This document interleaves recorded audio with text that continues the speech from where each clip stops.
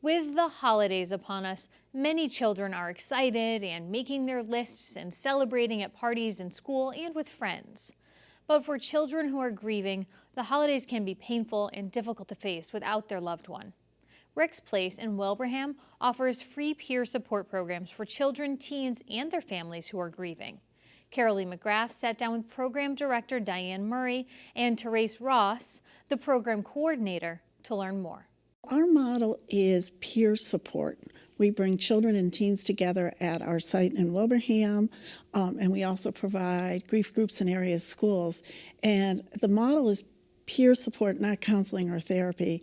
We find that it's very powerful to get children and teens together with their same age peers to talk about things like the holidays and how do you survive them, and offer each other coping strategies. And what are some of those coping strategies that you talk about? Because she said, how do you survive the holidays? And, you know, as a mother, that's just so heartbreaking to hear that, you know, a kid would be dreading, perhaps, Christmas coming. Right. So for families, one of the things that they say again and again is that they like to come together at Rick's Place because kids and other families understand what they're going through. So the significant loss is really powerful, particularly during the holiday time.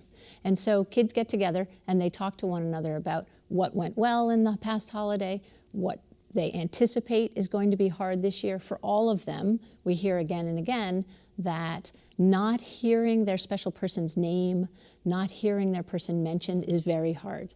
And so we talk with families about figuring out how to have a way to honor their loved one. Is there something special that they can do? Can they light a special candle? Can they have an opportunity for all the participants at the holiday to talk about their loved one? Tell me about like getting a Christmas tree, something that, you know, a lot of families look forward to, writing out Christmas cards. Sure. And that Christmas card might be different, you know, with a different picture this year with somebody missing. That's got to be incredibly difficult, not only for the child, but for the parents as well. It certainly is. Many of the parents tell us that they like to maintain the traditions they've always held in place, but they do them in a different setting or in some different way. They find it's very helpful to bring the kids in on the planning of holidays. They know what they need, and it's really not fair of any of us to guess what they're hoping for or they need for the holiday season. Another thing we talk with them about is the fact that every grief journey is a unique journey. Mm-hmm. So in a family, a child may be grieving differently than the adult, and even different kids. And so it's important to talk about what works for the kids and the adult and what doesn't. And lots of times they may keep one tradition, but they may introduce something new. They may shift things slightly. And what we say to them is, you have to do it your way. And what we encourage as a peer support group is talking to other people and figuring out what ideas do they have, what worked for some people, what might not work, and just really being very honest about the experience. And how do you help parents, especially they're grieving and now their child is grieving, so you have to take care of your own needs and emotions. At the same time, you're the mother, you're the father, and your role is to protect and to help them. How do you help parents navigate that? It's a very difficult role. When families come to our on-site program in Wilbraham, as I said, the kids meet with their same age peers. We also offer 2 support groups. Therese has half the group, I have the other. And those are the parents and caregivers. Some are grandparents, some are aunts raising children for a variety of reasons. And the theme of those meetings is parenting a grieving child, often while you are grieving yourself. It's an incredibly difficult role. I sat with a group of parents last week, and they talked about some of their frustrations, and you could tell it was very helpful for them to share.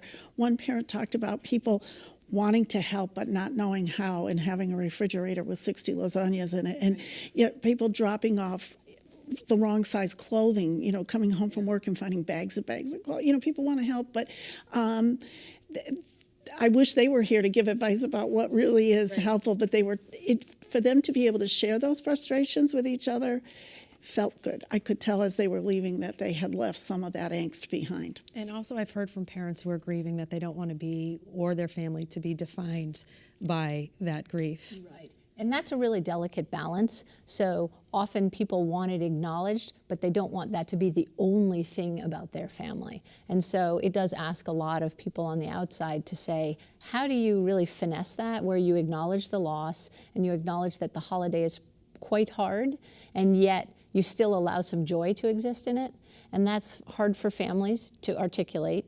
And yet one of the things we say is what most bereavement organizations say, which is, grown up, you need to put the oxygen mask on you first, right? And so you need to make sure you've got some self-care strategies in place, make sure you take some time out, talk with your kids about whether you can participate in one of the invitations that you get, or whether you want to have everyone over to your house, or maybe not so many people, and just allow yourself the choice to say yes or no, and allow yourself an exit. So if you do participate in something, it's fine to say, I can't stay the whole time.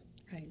I think the oxygen mask on yourself first is a very hard concept for parents, right? The initial reaction is, no, I have to tend to his needs, to her needs. And I think that is probably difficult in this situation as well. It is. And we remind our volunteers, we rely on a large group of volunteers to assist us, and we remind them of the same thing. Yes, you're here for the kids, and our motto is kids first, but caring for yourself and being aware of your feelings and what your needs are, the kids ultimately benefit from that. Absolutely. And we talk to the grown-ups about the importance of that oxygen mask idea, because in fact they're models for their children in how to grieve in a healthy way.